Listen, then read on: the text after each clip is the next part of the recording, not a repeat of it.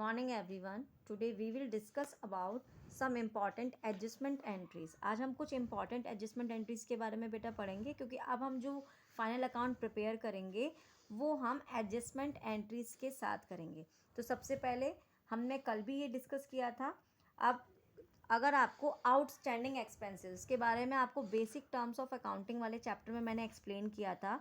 अगर कोई भी आउटस्टैंडिंग एक्सपेंस है तो वो हमारे लिए क्या होता है बेटा, लायबिलिटी होती है. तो हम उसके लिए उसको कैसे जर्नलाइज करेंगे, concern expense account debit to outstanding expense account. यानी जो भी जिससे रिलेटेड आउटस्टैंडिंग यानी कि जो एक्सपेंस है आपने सर्विसेज ले ली हैं लेकिन अभी तक आपने उनका पेमेंट नहीं किया, वो आपके आउटस्टैंडिंग एक्सपेंसेस की कैटेगरी में आएंगे और हम उनको इस तरह से जर्नलाइज करेंगे. और इसके लिए नरेशन देंगे बीइंग अनपेड एक्सपेंसेस रिकॉर्डेड या बीन अनपेड एक्सपेंसेस. अब आ जाते हैं प्रीपेड एक्सपेंस. जो आपको बताया था एडवांस में आपने सर्विसेज जो आपने रिसीव नहीं की लेकिन आपने पहले से ही एक्सपेंस का पेमेंट कर दिया है, तो उसके लिए जो हम एडजस्टमेंट एंट्री देंगे वो होगी prepaid expense account debit to concern expenses account being expenses paid in advance. और ये हमारे लिए असेट्स होते हैं इसलिए इनको असेट साइड रिकॉर्ड किया जाता है और जो कंसर्न एक्सपेंस होता है बेटा उसमें से माइनस किया जाता है.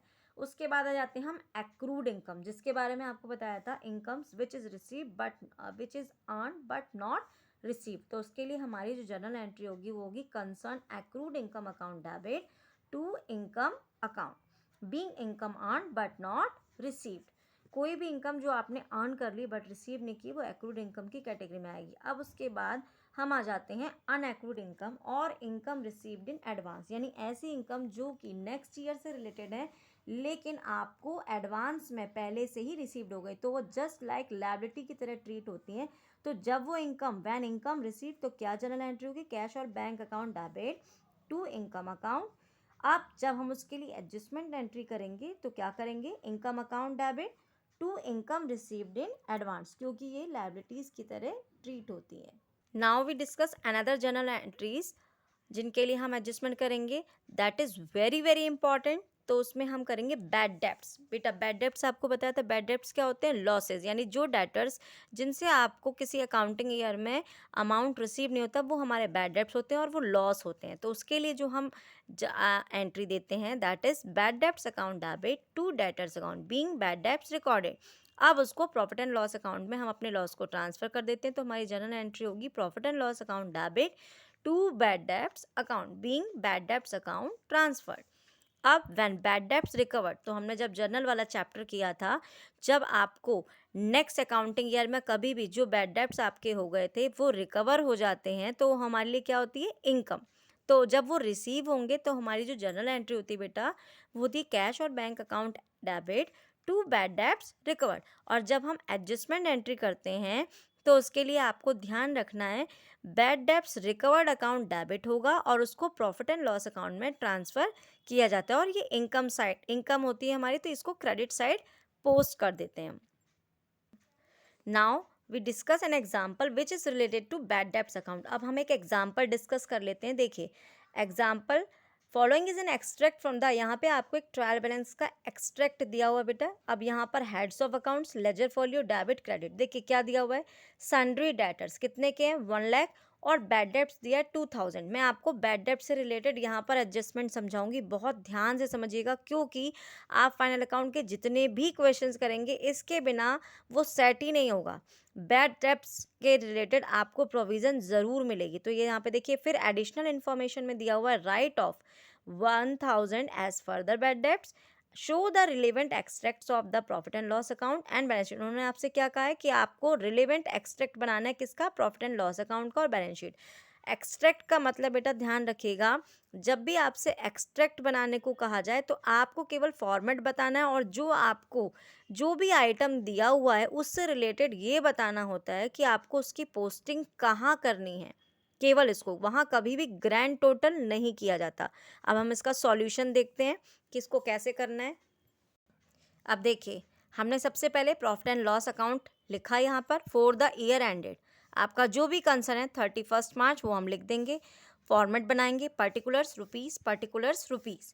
अब यहाँ पर हमको जो दिया गया था टू बैड डेब्ट्स, आपको ट्रायल बैलेंस के मैंने आपको बताया था कि जो भी हमें आइटम्स ट्रायल बैलेंस में अंदर लिखे हुए होते हैं उसकी पोस्टिंग एक जगह होती है। उसका रीज़न ये होता है कि वो ऑलरेडी डिडक्ट हो चुका होता है कंसर्न आइटम में से।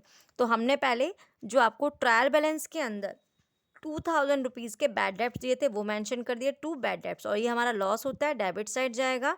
उसके बाद हमें आउटसाइड द बैलेंस आपके ट्रायल बैलेंस एडिशनल इन्फॉर्मेशन में दिया था फर्दर बैड डेब्ट्स। इसका मतलब है इतने बैड डेब्ट्स और हो गए, तो हम इन बैड डेब्ट्स को इसमें क्या कर देंगे, ऐड ऑन कर देंगे। 2000 में 1000, यानी हमारे अब टोटल बैड डेब्ट्स कितने हो गए बेटा, 3000। अब जब हमसे एक्सट्रैक्ट बनाने को कहा गया है तो हम इसका टोटल कभी नहीं करेंगे। यहाँ पे हमने रिलेवेंट आइटम शो कर दिया कि आपका प्रॉफिट एंड लॉस अकाउंट में बैड डेब्ट्स और further bad debts debit side post होंगे।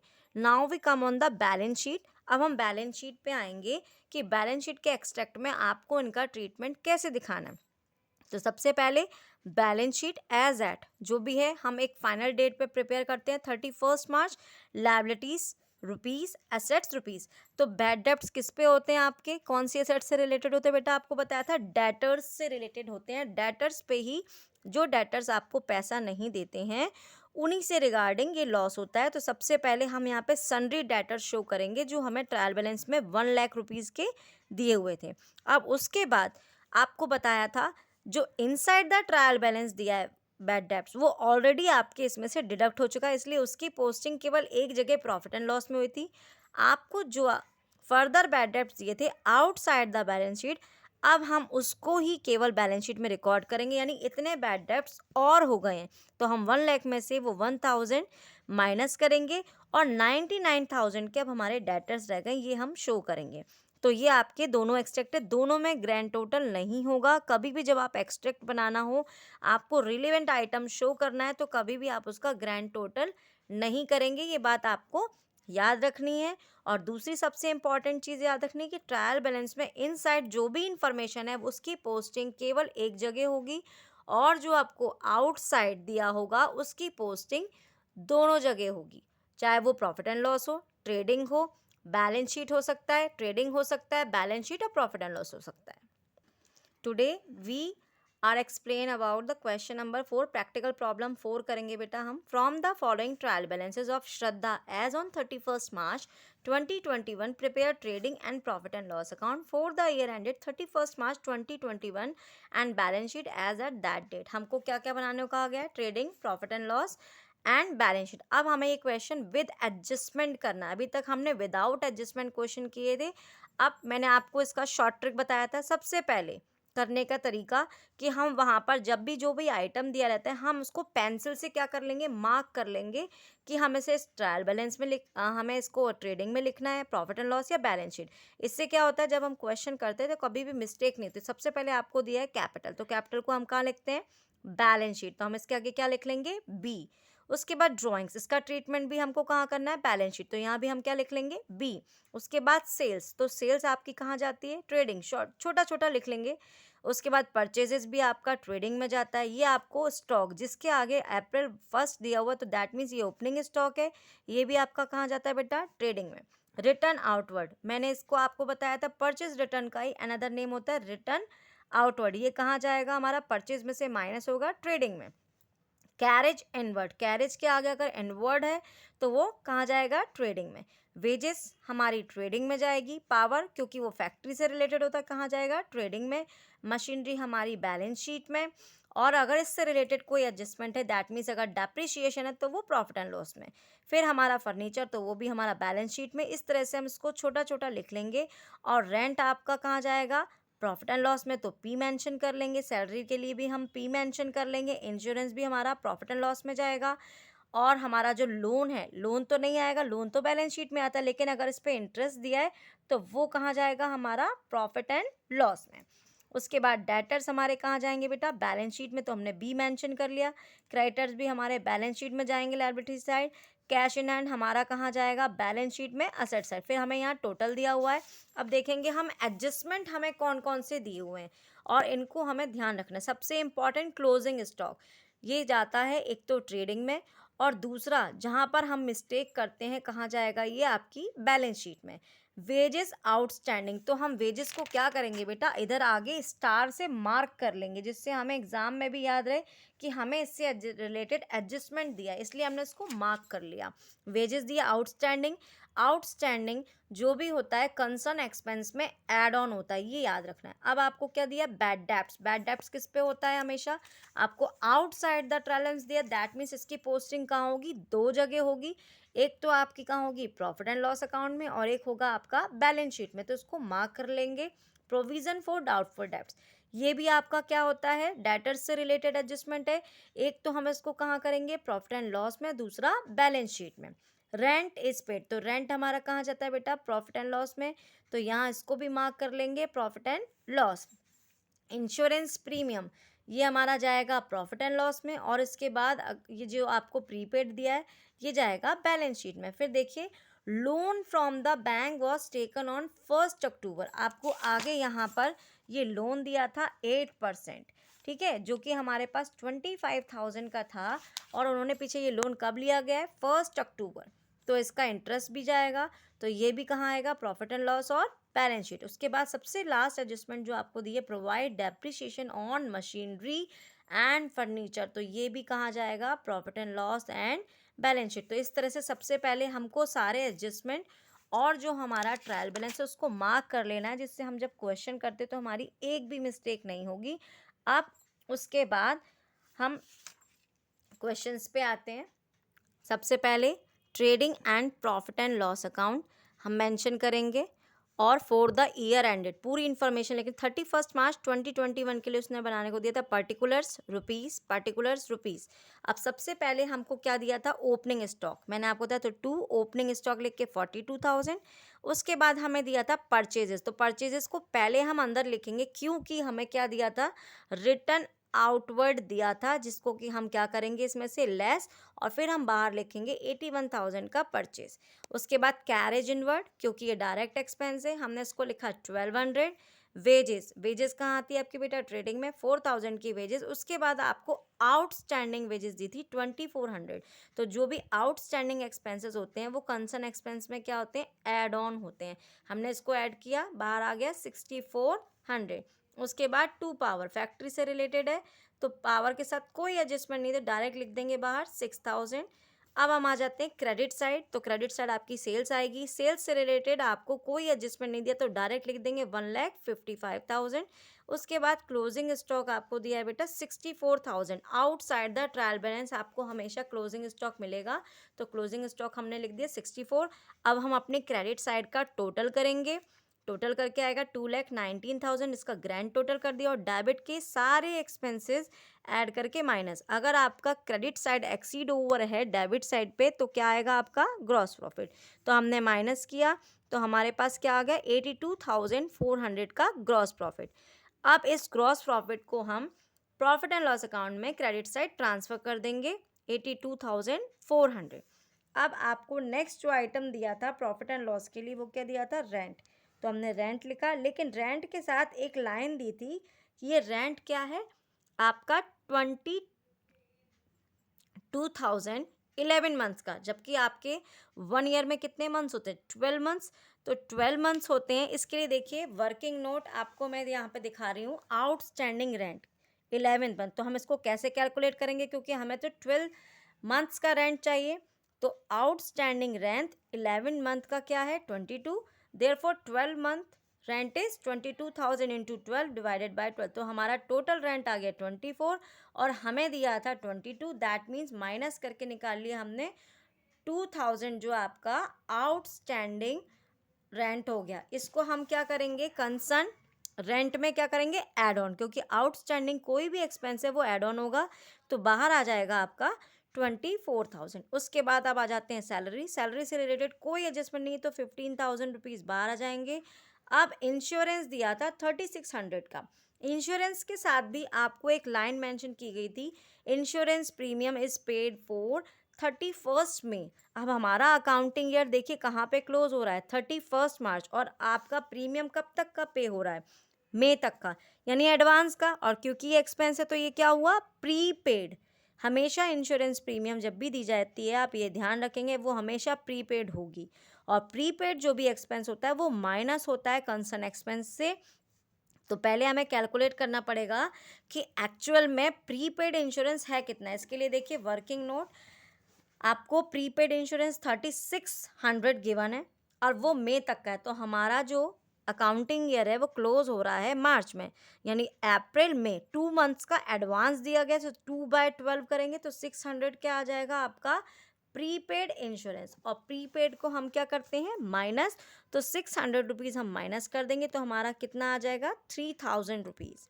उसके बाद इंटरेस्ट ऑन लोन, अब देखिए वहाँ पे आपको इंटरेस्ट दिया था 8%। हमेशा जब परसेंट मेंशन हो दैट मीन्स आपको इंटरेस्ट जरूर निकालना है। और पीछे एक लाइन दी थी कि लोन कब लिया गया है 1 अक्टूबर 2020, और जब हम अपना ईयर क्लोज करें 31 मार्च 2021, तो कितने मंथ्स होते हैं बेटा, अक्टूबर, नवंबर, दिसंबर, जनवरी, फरवरी, मार्च, यानी 6 मंथ। हमारे को इंटरेस्ट कितने महीने का कैलकुलेट करना है 6 मंथ का। तो इसकी कैलकुलेशन करेंगे, 25,000 आपको बैंक लोन दिया था, उसका 8% और 6/12। अगर अक्टूबर में नहीं लिया होता और पूरे मंथ्स का होता तो हम पूरी जो फुल ईयर का उस पर इंटरेस्ट चार्ज करते, तो हमारा इंटरेस्ट कितना आ जाएगा 1000। और ये क्या है आउटस्टैंडिंग, ये याद रखेंगे।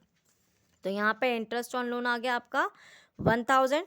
अब उसके बाद आपको डेप्रिसिएशन दिया गया था मशीनरी और फर्नीचर, तो लिखेंगे to depreciation machinery and furniture. तो मशीनरी 50,000 की थी, 50,000 का 10% 5,000 आ गया आपका डेप्रिसिएशन। और फर्नीचर पे कितना था 14,000 का फर्नीचर था, जिसपे आपका 5% डेप्रिसिएशन था, तो 700। तो टोटल डेप्रिसिएशन कितना हो गया 5,700। अब देखिए आपको outside the trial balance bad debts दिए थे, बैड डेब्ट्स कितने के थे 600। तो पहले हमने 600 लिखा। उसके बाद उन्होंने कहा था कि प्रोविज़न भी बैड डेब्ट्स के लिए करना है, इन केस इन फ्यूचर और बैड डेब्ट्स हो सकते हैं। तो उसको करने का तरीका देख लीजिए। सबसे पहले हमें क्या करना है, हमारे पास जो डेटर्स दिए थे इसकी कैलकुलेशन देख लेंगे।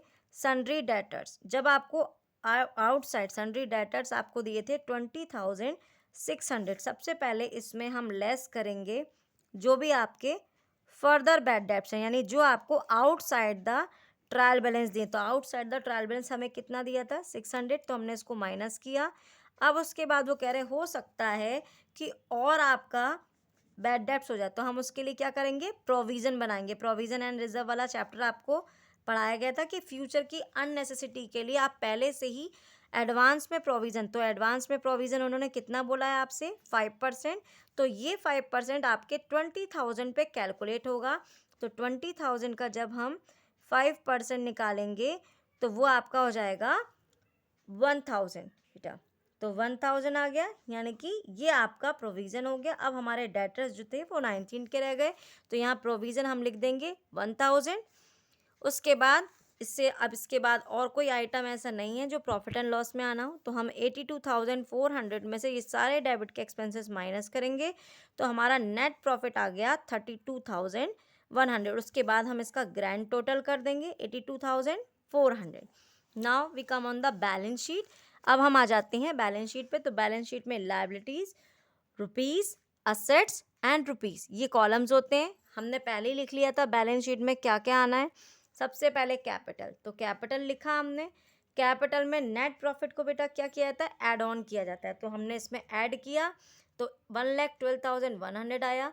उसके बाद हमने इसमें से ड्राइंग्स माइनस कर दिया, तो ड्राइंग्स हमारा आ गया 18,000। इसको माइनस करके अब हम बाहर लिखेंगे हमारी कैपिटल है 94,100। उसके बाद हमें बैंक लोन लिखना है 8% बैंक लोन, तो बैंक लोन हमें कितना दिया था 25,000। उसके बाद हमें क्रेडिटर्स दिए गए थे 18,900। अब आपको जो सबसे इम्पॉर्टेंट चीज़ याद रखनी, जितने भी आउटस्टैंडिंग जितने भी आपने एडजस्टमेंट किए थे उन सबको ध्यान से बैलेंस शीट में लिखना है। तो जब भी आपको आउटस्टैंडिंग जितने भी कंसर्न एक्सपेंस होंगे वो हमारे लिए लायबिलिटी होते हैं, इसीलिए इनको लायबिलिटी साइड आप क्या करते हैं पोस्ट। तो हमारे पास आउटस्टैंडिंग वेजेस दी थी 2,400, आउटस्टैंडिंग रेंट था 2,000 और आउटस्टैंडिंग इंटरेस्ट ऑन लोन था 1,000। ये सारी चीज़ों की पोस्टिंग हम अपनी लायबिलिटी साइड कर देंगे। Now we come on the asset side. So machinery दी थी, मशीनरी हमने लिखा 50,000। उसके बाद हमने प्रॉफिट एंड लॉस में उसका डेप्रीशिएशन लिखा था 5000, माइनस करके हमारी मशीनरी कितनी है 45,000। फिर उसके बाद फर्नीचर लिखा, फर्नीचर था 14,000, उसमें से डेप्रीशिएशन माइनस कर देंगे 700, तो हमारा फर्नीचर कितने का हो गया 13,300। उसके बाद हमें डेटर्स, तो डेटर्स के लिए मैंने जैसे आपको कैलकुलेशन थी सेम हम वही चीज़ अपनी बैलेंस शीट में लिखेंगे। तो सबसे पहले लिखेंगे 20,600 के डेटर्स थे, बैड डेप्ट्स हो गए क्योंकि वो आउटसाइड द ट्रायल बैलेंस है। बार बार बात बोल रही हूँ बेटा, ध्यान से सुनिएगा। बैड डेप्ट्स जो आउटसाइड है, इनसाइड होंगे वो बैड डेप्ट्स लेस नहीं होंगे क्योंकि वो ऑलरेडी डिडक्ट हो चुके हैं और उनकी पोस्टिंग एक ही जगह करनी है। तो हमने 600 पहले माइनस किया, उसके बाद उसमें प्रोविज़न लेस माइनस किया 1000, तो हमारे डेटर्स कितने हैं 19,000। अब कैश इन हैंड 1500 दिया है। प्रीपेड जितने भी एक्सपेंसेस होते हैं वो हमारे लिए क्या होते हैं असेट्स। सो यहाँ प्रीपेड इंश्योरेंस है, बाकी और कोई हमारा एडजस्टमेंट नहीं था तो वो हमने 600 मेंशन किया। और सबसे इम्पॉर्टेंट और जो कि बच्चे भूल जाते हैं, क्लोजिंग स्टॉक लिखना। तो क्लोजिंग स्टॉक लिखा हमने 64,000। अब हम अपने असेट्स और लायबिलिटी साइड का टोटल कर देंगे, अगर इक्वल आ रहा है दैट मीन्स आपका सारा क्वेश्चन बिल्कुल सही। तो 1,43,400 आपका दोनों साइड आ गया, यानी आपकी बैलेंस शीट एग्री कर रही है, यानी आपका फाइनल अकाउंट बिल्कुल करेक्ट है। तो इस तरह से अब आपको सारे क्वेश्चंस करने हैं।